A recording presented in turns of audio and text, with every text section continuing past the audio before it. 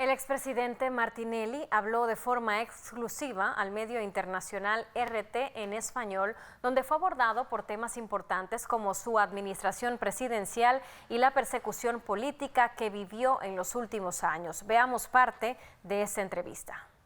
Ricardo Martinelli culminó en el año 2014 uno de los periodos presidenciales más populares de la historia de Panamá. Pero él poco se imaginó que iba a tener que refugiarse al año siguiente en la ciudad de Miami tras una serie de acusaciones del gobierno entrante de Juan Carlos Varela. Él aduce que tras una persecución política, las autoridades estadounidenses lo arrestaron en Miami tras un pedido de extradición por parte de Panamá. Fue devuelto a Panamá, encarcelado por 2 años y posteriormente, tras una larga batalla legal, fue absuelto unánimemente por la justicia panameña. Hoy, en lo que es su primera entrevista para una cadena internacional luego de su liberación, está con nosotros el señor expresidente de Panamá, Ricardo Martinelli. Muchas gracias. Presidente, bienvenido. Yo quería, comenzar preguntándole cómo se siente de vuelta aquí en Panamá, cómo lo recibió Panamá. Yo creo que todo muy bien, he tenido un recibimiento apoteósico a donde he ido. Parezco como si fuera un artista de cine. Mucho calor, mucho cariño, mucho aprecio, porque los niveles de aceptación, habiendo salido de un gobierno en el cual trabajó para el pueblo y redujo la pobreza del 38% al 21% y tuvo un crecimiento ponderado durante 5 años de 8.9% con 0% de desempleo, legalizando a todos los extranjeros y una inversión en infraestructura, construyendo el primer metro, construyendo carreteras, autopistas, hospitales y una enorme cantidad de obras. Mire usted que nosotros con menos plata, con 1/3 de la plata, construimos 3 veces más obras de las que construyó Varela.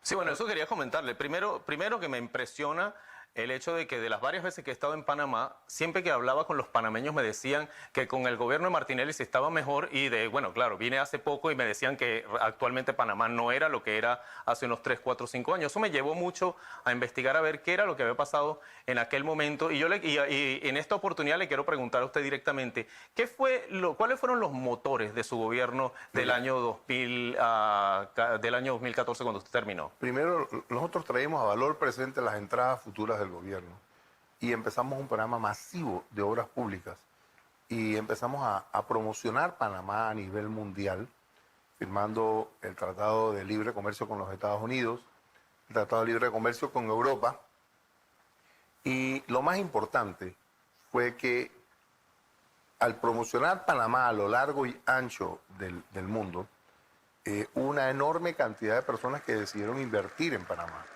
En ese momento también estaba la construcción del Canal de Panamá, que estaba liderizada por algunas empresas, una de las cuales era española. También la construcción de una de las minas de cobre más grandes del mundo.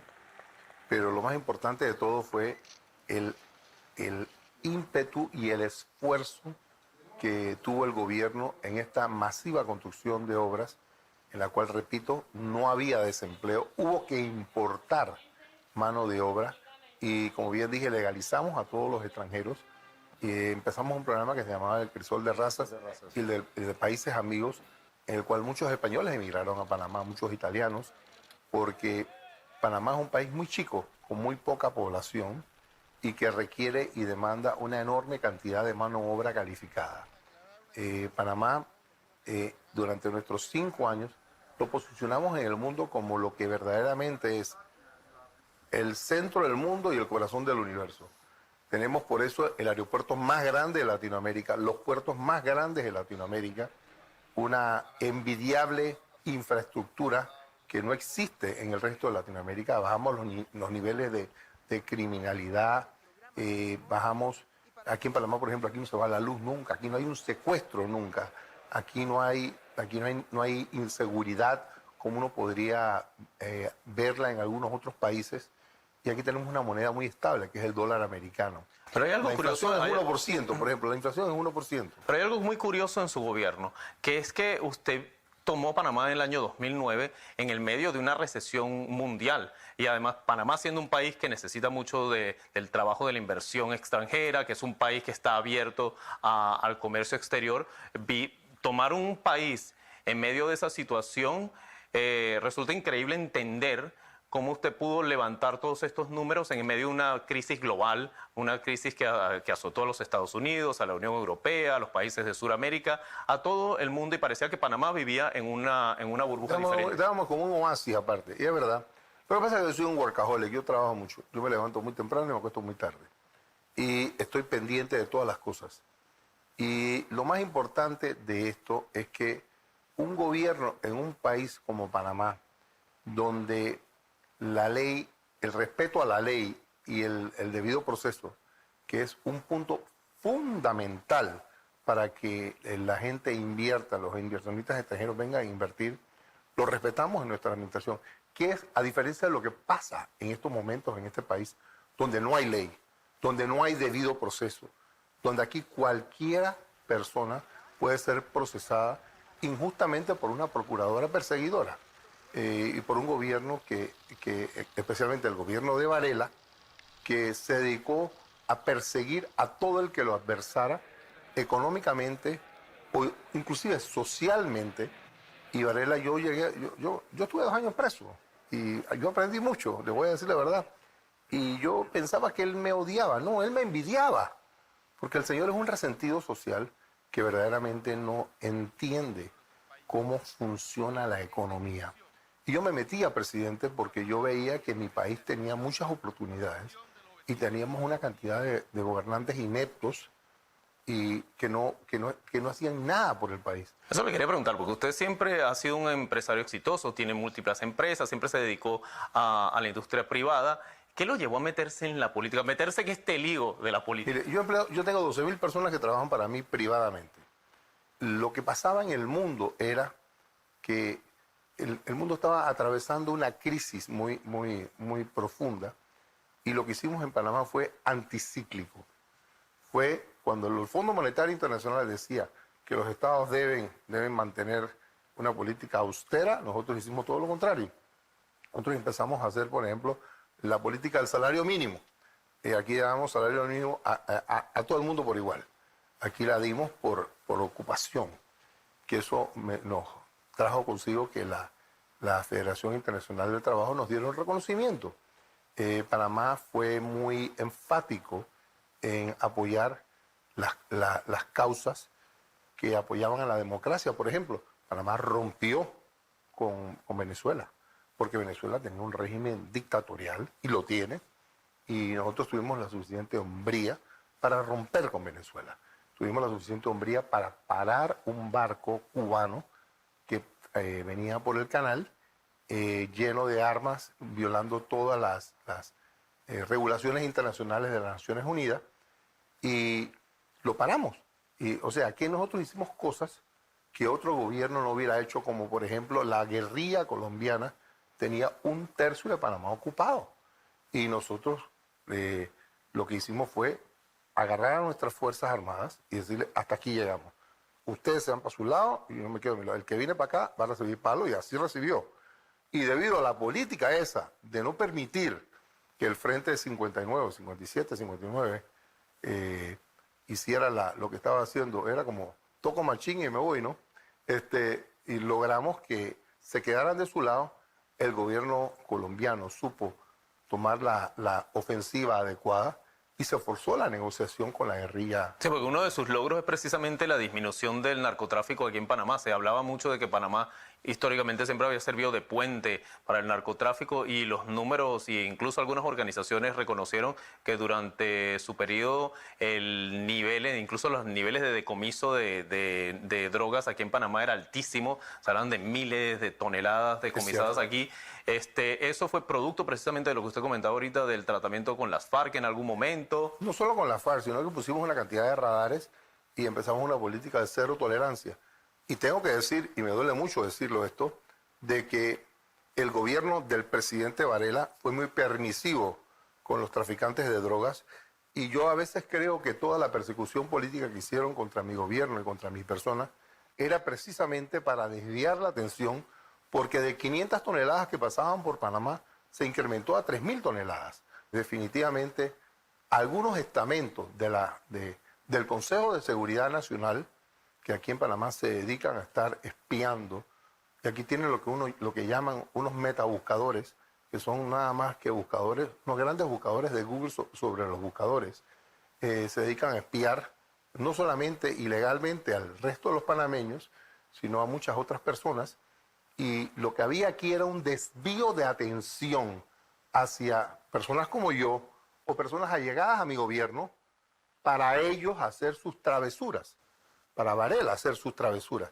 Así es que yo creo que esto va a ser pronto una serie de Netflix muy, muy interesante y muy bonita que cuando la gente entienda lo que verdaderamente pasó en el quinquenio Varela, donde Panamá retrocedió muchos años atrás, donde hay un gran desempleo, un gran desencanto. Panamá en el año 2014... Eso le quería preguntar, hablando de Panamá como tal, una de sus iniciativas, por ejemplo, fue la construcción de la ciudad hospitalaria, que es un proyecto que se paralizó prácticamente a su salida. ¿Qué pasó? ¿Qué se hizo puntualmente durante el gobierno de Martinelli para garantizarle a los panameños salud, transporte, educación? ¿Y qué pasó después que usted salió? No solamente la construcción del metro y dejar empezada la línea 2 también. Hicimos una ciudad hospitalaria que iba a ser el orgullo de América Latina. Costaba 650 y pico millones de dólares. Yo le dije al director de la caja, oye, mira, paguémosla nosotros, porque la caja tiene fondos, reduce el precio, y redujimos el precio de 650 y pico a 518 millones de dólares, creo. Pero se cometió un error.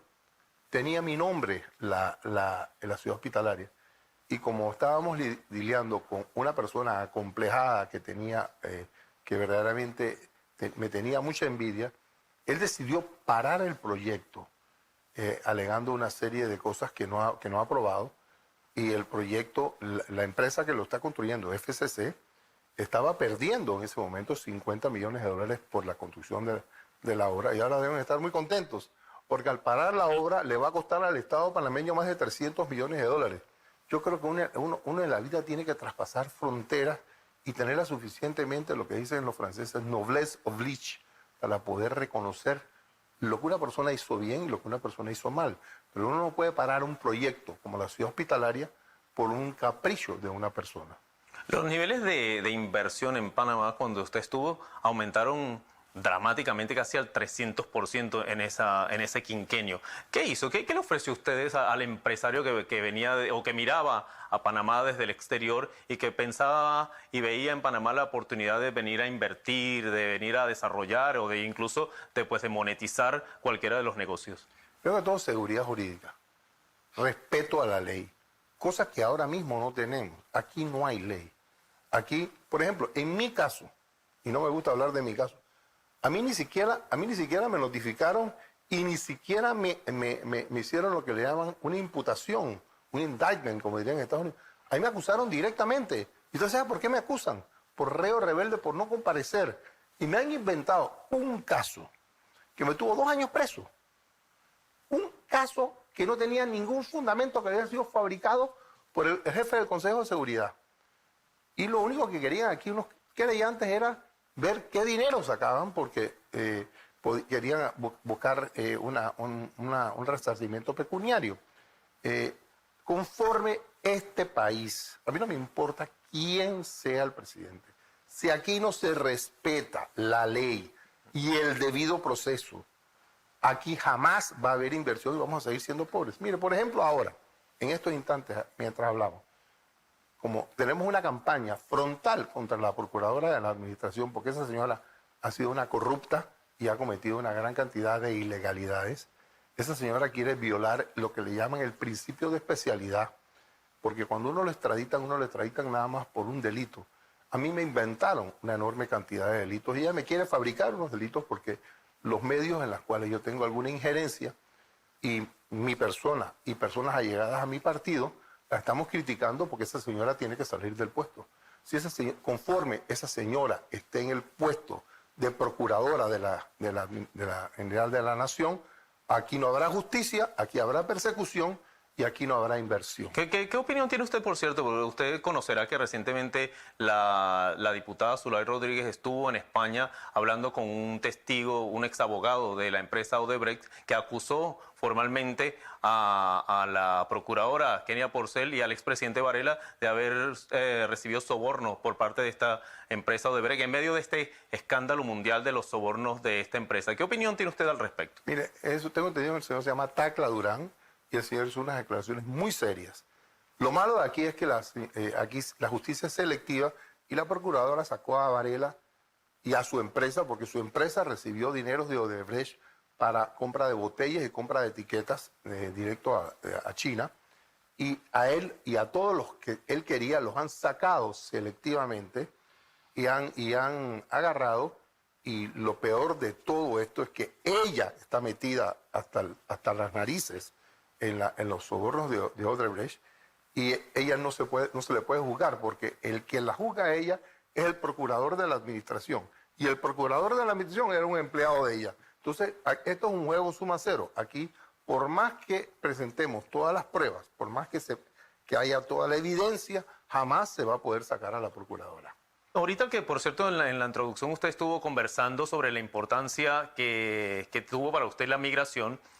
¿Qué opinión tiene al respecto de luego que su crisol de razas ha sido abolido durante el gobierno actual y que hay una cierta percepción de que en Panamá el tema de los migrantes se ha convertido más en un problema que en un beneficio?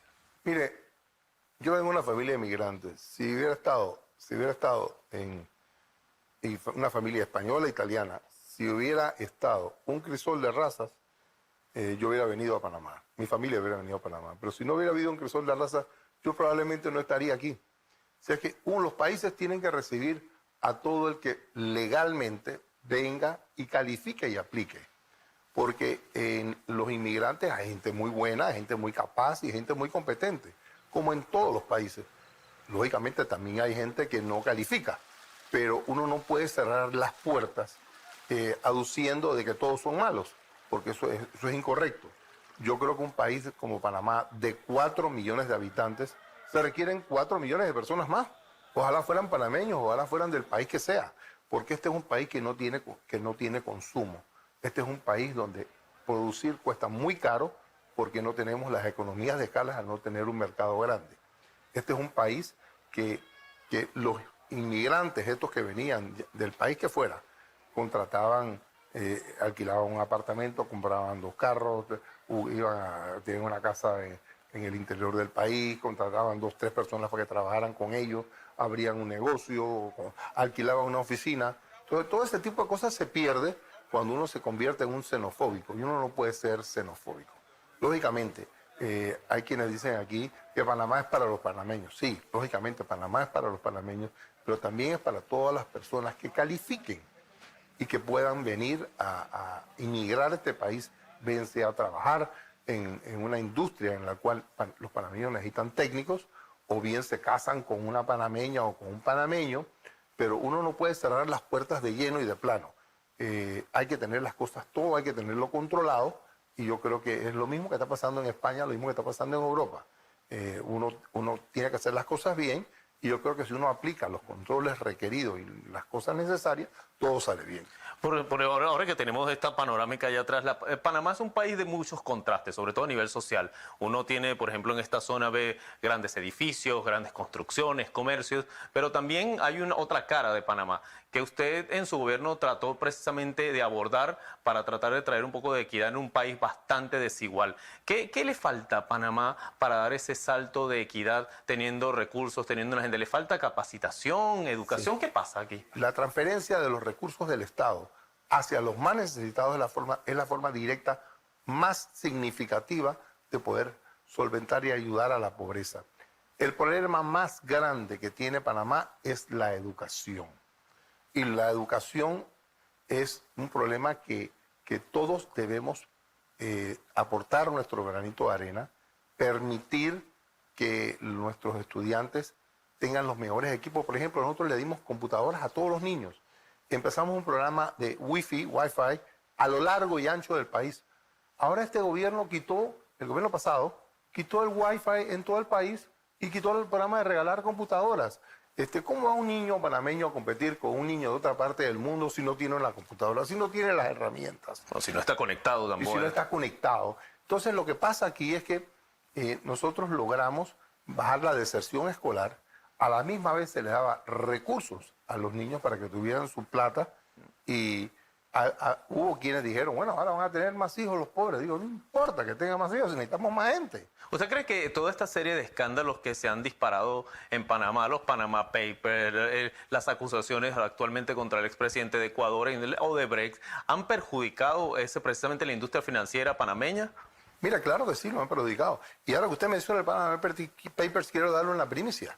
Los Panama Papers fueron fabricados aquí en Panamá. El dueño de la empresa Mossack y Fonseca pensaba que había sido un hackeo de su equipo. Aquí se fabricaron en el Consejo de Seguridad Nacional lo que le llaman con un metabuscador, que es un buscador de buscadores. Y esto sí va a causar un escándalo ahora que va a pasar en la película, pero ya pronto va a salir esa información al público. Eso ha causado mucho daño, ha perjudicado mucho la imagen de Panamá, que no es así. Panamá está ahora en una gran cantidad de listas de todos los colores, porque el gobierno ha hecho las cosas a media, no las ha hecho bien. Durante nuestro gobierno nosotros logramos tener el grado de inversión y Panamá tiene una gran ventaja, tiene un nivel de endeudamiento muy bajo comparado al PIB.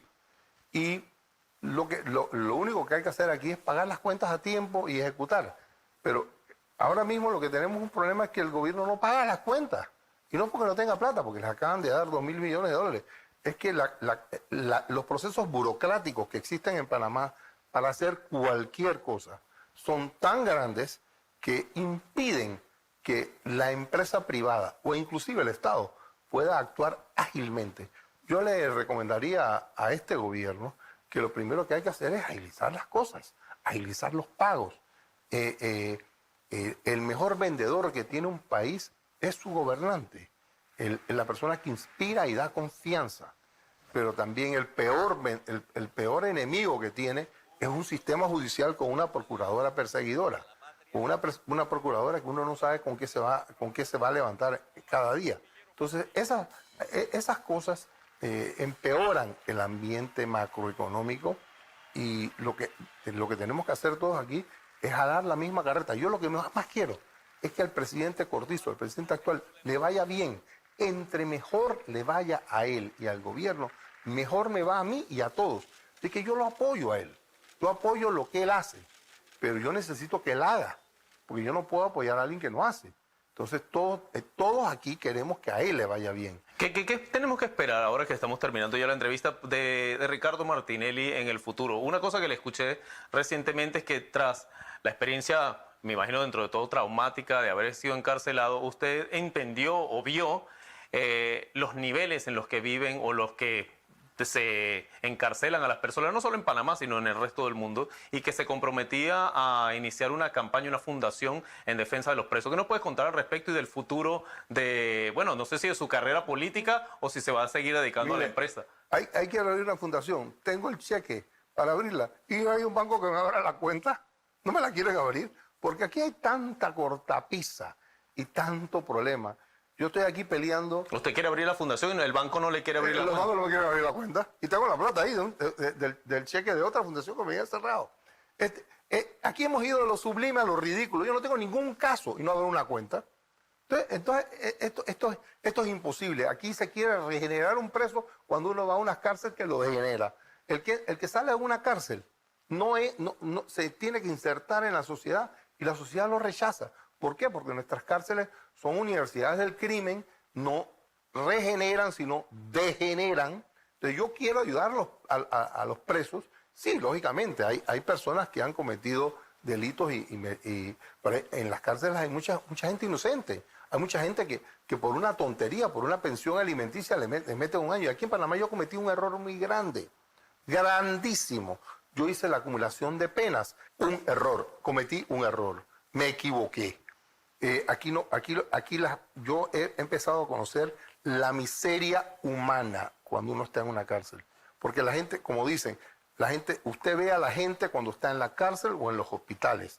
Y verdaderamente a mí mucha gente me traicionó, mucha gente me abandonó, Mucha gente no creyó en mí, pensó que yo era culpable.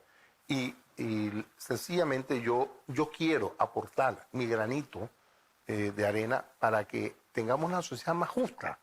Y eso de meterme en política, no he tenido la intención, pero a veces los eventos me van a tener que forzar a hacerlo, porque salir aquí de todos los world check o de todos los procesos, aquí te arman un proceso por nada, por política te arman un proceso. A mí todos mis procesos eran políticos. ¿Y quién me hace pensar a mí que no me van a armar procesos políticos ahora? Entonces, yo lo único que quiero es vivir en paz, gozar mi vida, la poca que me queda, poder viajar, poder visitar a mis amistades, gozar mi familia, mis nietos, pero en esta vida, en un país tropical como Panamá, donde no se respeta la ley, donde no hay ley, donde no hay debido proceso, es muy difícil no tener poder político para poder solventar las cosas. Si yo les digo a ustedes lo que me han costado los abogados, eso no lo aguanta cualquiera. Los abogados aquí cobran muy caro. Y no solamente aquí, en todos los países. Si es que aquí hay que trabajar para poder echar para adelante. Bueno, presidente, le agradezco muchísimo que se haya tomado un poco de su tiempo hoy para conversar con nosotros aquí en RT en Español. La mejor de la suerte. Este ha sido el expresidente de Panamá, Ricardo Martinelli, por entrevista aquí en RT en Español.